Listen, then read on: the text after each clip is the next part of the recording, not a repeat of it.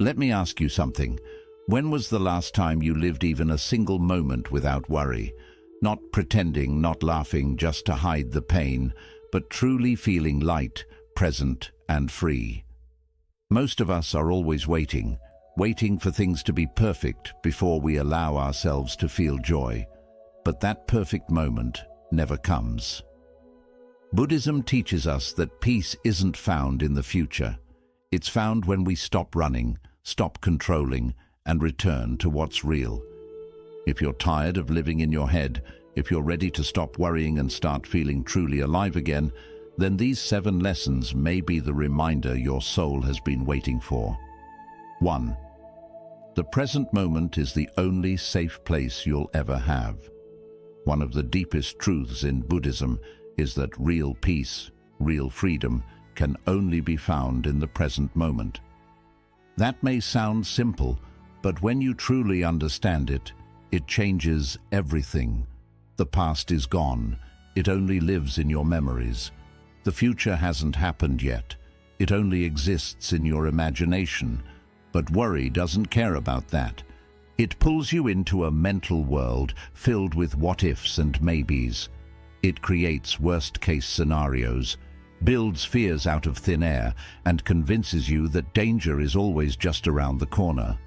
And because you keep thinking about those fears, your body and mind start to react as if they're real, even though you're completely safe right now.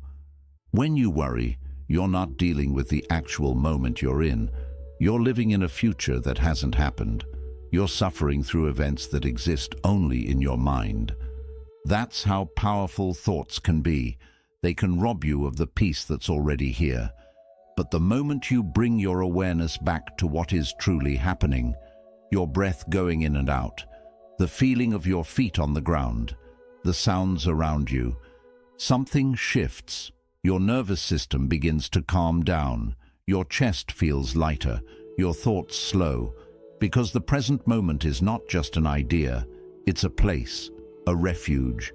It's the only space where life is actually happening. Everything else is just noise. And here's the most important part. Worry cannot survive when you're truly present. It feeds on imagination. It dies in reality. When you are fully grounded in the now, there is no space for fear about what hasn't happened yet. The mind may still try to pull you back into worry. It may whisper, "What if tomorrow brings bad news?" But you can learn to gently speak back to it, saying, "I don't need to solve tomorrow right now. Right now, I am safe. Right now, I am breathing, and that is enough." With practice, this return to the present becomes easier. It becomes your anchor, your home, your safest place to be. And the more you return, the more you realize you were never supposed to live in fear of the future. You were always meant to live in the freedom of now. 3. Acceptance is not giving up. It's giving yourself permission to breathe. We often confuse acceptance with weakness. We think that if we accept something difficult, it means we've stopped trying, that we've failed, or that we're giving up on changing things. But in Buddhism, acceptance is not about surrendering to helplessness. It's about letting go of the exhausting need to control everything that happens to us. When you constantly resist what life brings, whether it's a loss, a mistake, a delay, or an unexpected challenge, you create tension inside yourself.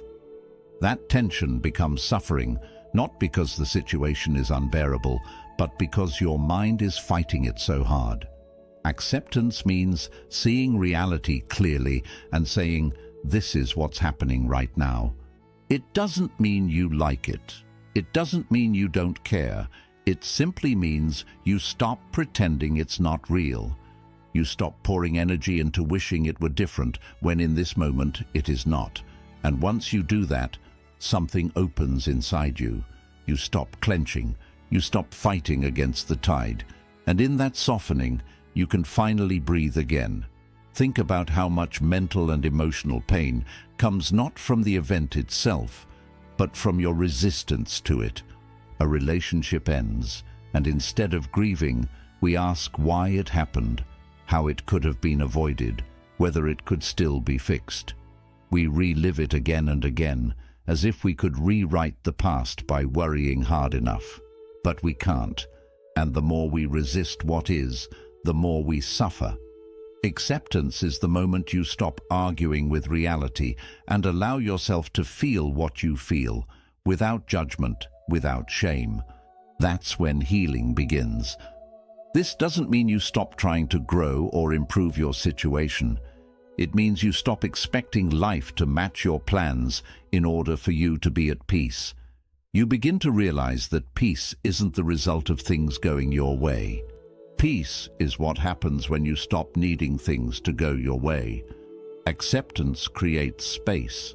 Space for clarity, for wise action, for rest. It frees up the energy that was trapped in the endless cycle of frustration and fear.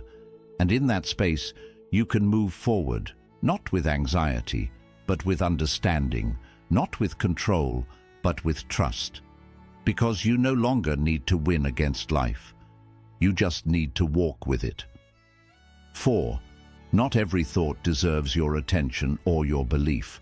The human mind is an incredibly powerful tool, but it can also be an incredibly noisy and confusing place.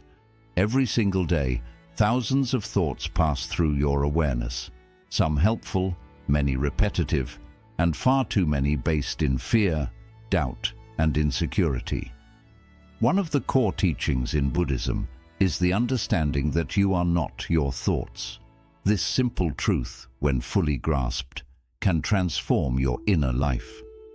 Just because a thought appears in your mind doesn't mean it's true, and it certainly doesn't mean it deserves your full attention or your belief. Worry thrives on unexamined thoughts. It begins with a single whisper. What if something bad happens? And suddenly, you're following that thought down a spiral of imagined worst-case scenarios. You feel anxious, unsafe, uncertain, not because something real is happening, but because your mind has tricked you into believing a story that hasn't even come true. That's the danger of believing every thought you have. It can take you away from reality and into a place of fear, stress, and emotional exhaustion. But here's what Buddhism teaches us. The mind is like the sky, and your thoughts are like clouds. Some clouds are light and beautiful, others are dark and stormy. But none of them are permanent, and none of them define the sky. The sky remains untouched, even when storms pass through it. In the same way, your true self, your awareness, is much deeper and calmer than the thoughts that pass through it. When you begin to observe your thoughts instead of getting pulled into them, you develop what's known as mindfulness. You start to see thoughts for what they are, temporary mental events, not absolute truths. So when your mind tells you, "I'm not good enough," or "I can't handle this," or "everything is going to fall apart," you don't have to argue or panic. Instead, you can pause, breathe, and gently say, "This is just a thought. It's not a fact. I don't have to believe it." That simple awareness can stop the chain reaction before it begins, and over time, you start to create space between you and your thoughts. You no longer feel like a victim to every fear that rises. You begin to feel free, not because you've silenced your mind completely, but because you've stopped obeying every story it tells. The more you practice this, the more peace you'll experience. You'll still have thoughts, of course, but they won't carry the same weight. You'll be able to notice them, let them pass, and return to the calm center within you. That's what mindfulness does. It trains you to live with awareness instead of reactivity. It teaches you to stop letting your thoughts pull you in every direction. And when you master this inner stillness, worry no longer controls you. You become grounded, clear, and calm. Not because life is perfect, but because your mind no longer needs to be. 5. Impermanence means your fear cannot last forever. One of the most profound and freeing teachings in Buddhism is the truth of impermanence. The understanding that everything in this life is constantly changing. Nothing remains the same. People grow, emotions shift, situations evolve.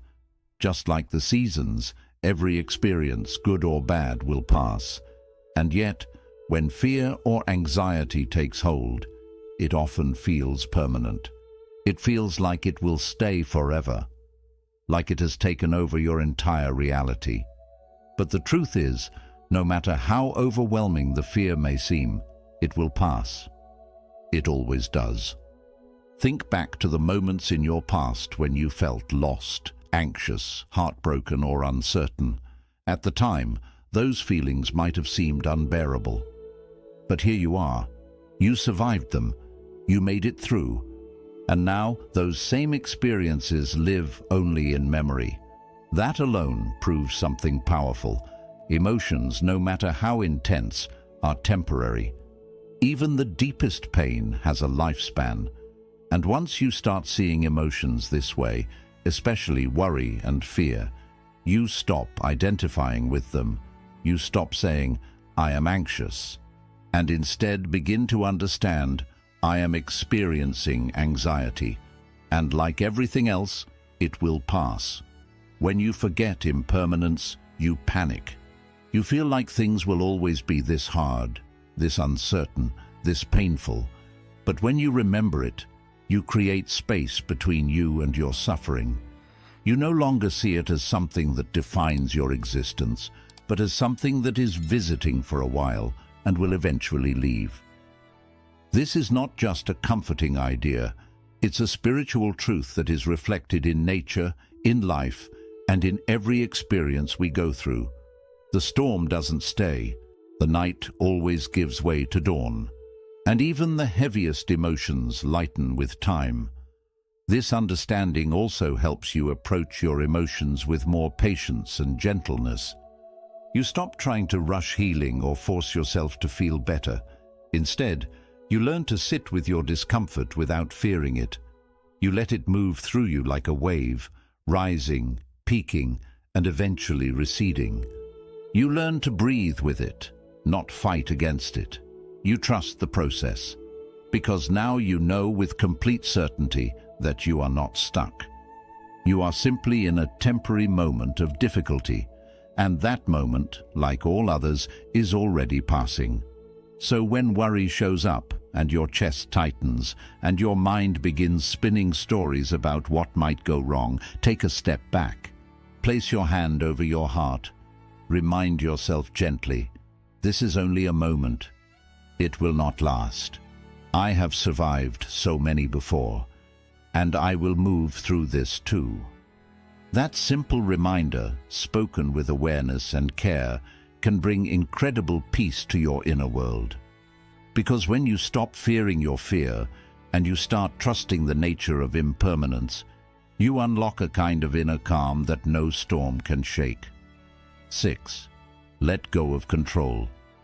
That was never your burden to carry. One of the greatest sources of worry in life comes from the illusion of control. The belief that if we think hard enough, plan far enough, or try long enough, we can make everything go exactly as we want.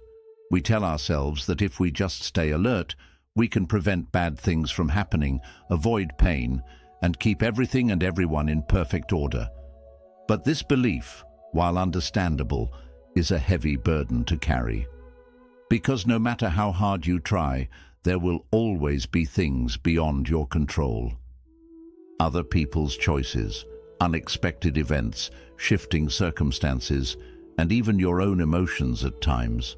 Trying to control everything doesn't bring peace. It creates anxiety. It builds a life based on fear, not freedom. Buddhism teaches us a different way. It encourages us to act with intention and wisdom, but without clinging to the outcome. This means you do your best in every situation. You show up fully. You give your energy to what matters. You respond with mindfulness, and then you release the rest. You trust that the river of life will carry you where you need to go, even if the path looks different from what you imagined. Letting go does not mean you stop caring. It means you stop suffering over what was never yours to control. It is not weakness, it is maturity. It is a different kind of strength, the kind that comes from knowing that peace matters more than perfection. Think about how many nights you have stayed awake replaying conversations, stressing over decisions you cannot undo, or fearing outcomes that have not even happened. All that energy, all that tension, and yet nothing changed except your exhaustion. The truth is, the future is not something you can fully shape through worry. It is shaped by presence, action, and trust. And when you realize this, you can begin to loosen your grip. You can breathe again. You can move more lightly through your life. Letting go of control also means releasing the belief that you must be perfect for things to work out. It means accepting that mistakes will happen, plans will shift, and uncertainty is part of the journey. But instead of resisting that truth, you begin to make peace with it. You start trusting that life has its own intelligence, that there may be a deeper order behind what appears to be chaos, and that trust becomes your anchor in times of change. You do not need to figure everything out right now. You do not need to have all the answers. What you need is to return to yourself again and again and ask, am I doing my part with presence and care? If the answer is yes, then let the rest unfold. Give life room to breathe. Give people room to be who they are, and give yourself permission to not know everything. The freedom that comes from letting go is not the kind that floats above life. It is the kind that sinks deeper into it. It allows you to show up with more love, more clarity, and more peace, because your energy is no longer wasted trying to control what was never yours in the first place. Speak kindly to the voice inside you that worries. Most people carry an inner voice that constantly worries, questions, doubts, and prepares for the worst. It appears in moments of silence, when you are alone with your thoughts, or when something uncertain appears on the horizon. It whispers things like, "Are you sure you can handle this?" Or, "What if everything falls apart?" This voice is not cruel by intention. It is not speaking to hurt you. In fact, it believes it is protecting you. It tries to prepare you for possible danger, heartbreak, or disappointment. But over time, that same voice becomes a source of stress and exhaustion. It keeps you in a constant state of alertness, draining your peace and stealing your joy. Buddhism teaches compassion, not only for others, but also for yourself, especially for the parts of you that feel afraid. Instead of fighting this inner voice or trying to silence it with force and frustration, the healing path is to meet it with kindness and understanding. Just as you would comfort a frightened child who does not fully understand the world, you can begin speaking to your inner self with calm reassurance. You can say, "I know you are afraid. I know you are trying to keep me safe, but we are okay right now. We do not need to panic. Let us breathe and take things one step at a time." When you move from judgment to compassion, something powerful begins to happen within you. The fearful voice no longer needs to scream in order to be heard. It softens. It begins to trust you.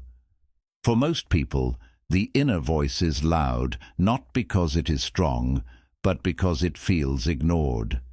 When you meet it with kindness instead of anger, when you sit with your fear instead of pushing it away, you create space for peace. You begin building a relationship with yourself based on trust, not control. This does not mean indulging every fear or letting anxiety take over. It means being present with it, like a calm teacher guiding a worried student. You stop asking, "Why am I like this?" And you begin saying, "It is okay to feel this way. I can still move forward."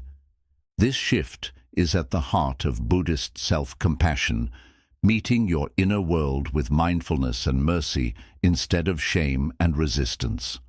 Over time, as you continue this practice, The inner voice that once frightened you becomes quieter, not because the world has changed, but because your relationship with your mind has healed.